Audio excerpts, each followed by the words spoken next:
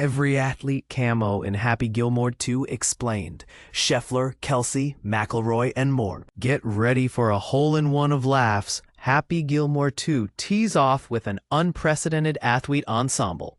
Nearly 3 decades after the original Happy Gilmore swung its way into our hearts as a sports comedy sensation, the highly anticipated sequel is back, reuniting Adam Sandler, Christopher McDonald, and Julie Bowen in their iconic roles. But here's where it gets exciting. This time around, the film boasts a pie-Lucy lineup of athlete cameos from the worlds of golf, football, basketball, and professional wrestling. A dream team of golf legends and current stars. The sequel proudly wears its sports heart on its sleeve, blending nostalgia with pop culture and an A-list cast that rivals a major championship leaderboard.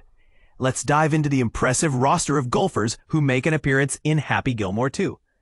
Jack Nicklaus, the golf legend with a record 18 major championships under his belt, brings his wit to the film, even joking about being mistaken for Arnold Palmer, complete with a humorous drink mix-up. Fred Couples, the 1992 Masters champion, showcases his affection for Blueberry Jubilee in a lighthearted moment. John Daly, living in Sandler's basement in the movie, the 1995 Open Championship winner, plays a pivotal role in the heartwarming family scenes.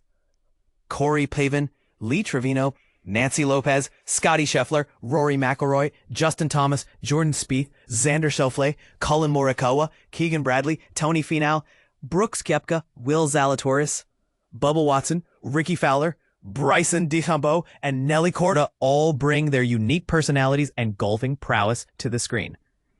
Crossover stars from football, basketball, and pro wrestling. But the sports spectacle doesn't stop at golf. Happy Gilmore 2 also features memorable cameos from football's finest. Travis Kelce, the 3-time Super Bowl champion, showcases his comedic side as a server in one of the film's standout scenes. Reggie Bush, the retired NFL running back and 2005 Heisman winner, makes an appearance, nodding to his electrifying college football days. Hoop stars, Kelsey Plum, a 2-time women's champion and women's college basketball legend. Plum brings her infectious energy to the film. Boban Marjanovic, the 7'4" NBA fan favorite known for his scene-stealing cameos, pays homage to the late Richard Kiel in a heartfelt role. Pro wrestling's powerhouses, Bad Bunny, the global music sensation and occasional WWE wrestler, steals scenes as Happy's caddy and a quick-witted server.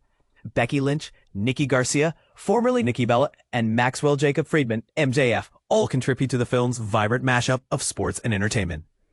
And this is the part most people miss. This seamless integration of these sports and entertainment icons not only enhances the comedic appeal of Happy Gilmore 2, but also underscores the enduring power of sports to unite and inspire. But here's a question for you.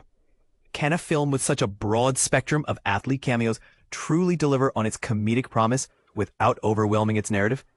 Share your thoughts in the comments. Happy Gilmore 2 budget and Adam Sandler's pay.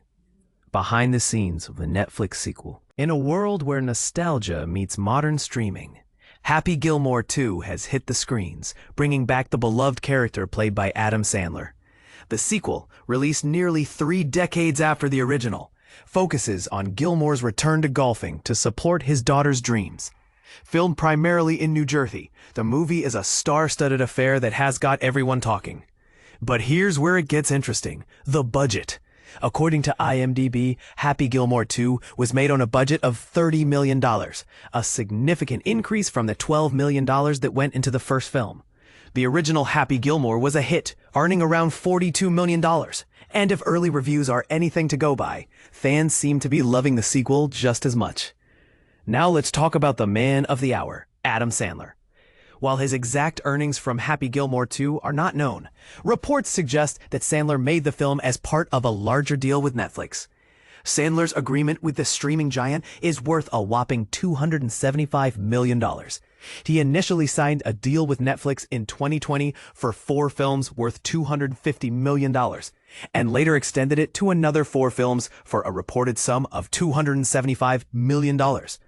Sandler has already delivered a variety of projects for Netflix, including the murder mystery movies, the animated movie Leo, and others like Hubie Halloween, Hustle, The Do-Over, The Ridiculous Six, You Are So Not Invited to My Bat Mitzvah, and more. It's worth noting that when Sandler appeared in Happy Gilmore back in 1996, he walked away with a cool $2 million. But here's the part most people miss, the controversy. Some critics have argued that Sandler's deal with Netflix is too lucrative and sets an unrealistic standard for other actors. Others, however, believe that Sandler's popularity and the success of his films justify the high paycheck. What do you think? Is Adam Sandler's deal with Netflix fair, or does it highlight the disparity in the film industry? Happy Gilmore 2 review: a nostalgic roller coaster or a missed opportunity? Happy Gilmore 2 review IGN. Imagine a scenario where Travis Kelce, Bad Bunny, and Adam Sandler step into a country club. This isn't just a joke, but a vivid snapshot of what Happy Gilmore 2 offers. A wild, chaotic, and occasionally stunning comedy that's equal parts thrilling and exhausting.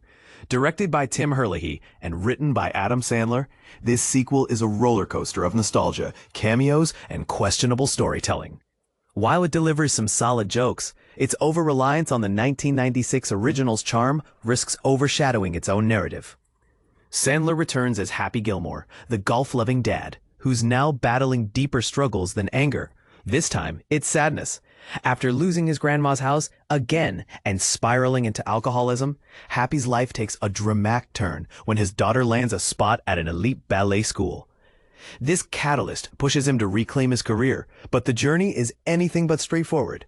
A collision with a golf cart featuring Margaret Qualley, Eric Andre, and Martin Herlihy sends Happy to court-ordered rehab, led by the gruff Hal, Ben Stiller, a former nursing home attendant with a sadistic streak. Meanwhile, the film introduces Frank Manatee, a self-proclaimed sports drink CEO with a name that's as catchy as it is absurd, and Shooter McGavin, the Joker-like nemesis, Christopher McDonald. The plot quickly becomes a spectacle of cameos, with stars like Post Malone, Guy Fieri, Eminem, and Sean Evans popping up in settings that feel more like a celebrity roster than a story.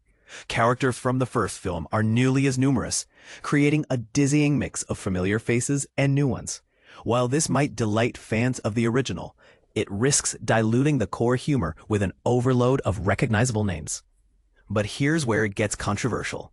The sequel leans heavily on callbacks to the first movie, including clip show-style references that feel forced.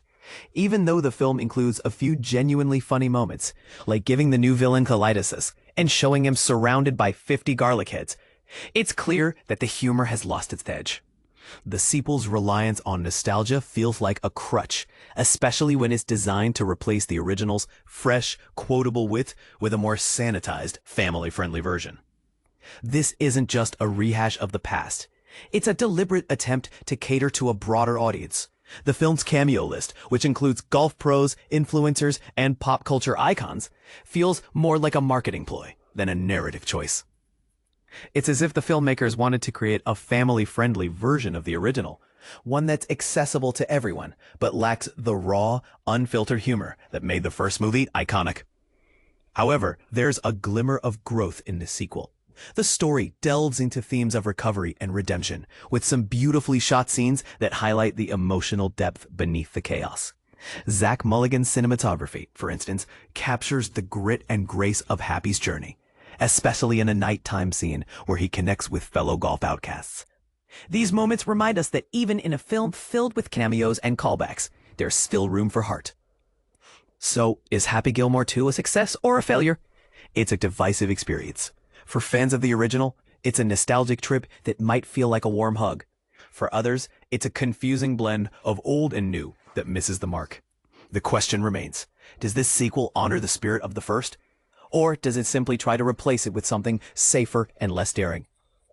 The answer depends on whether you're willing to embrace the chaos, or just watch the credits roll.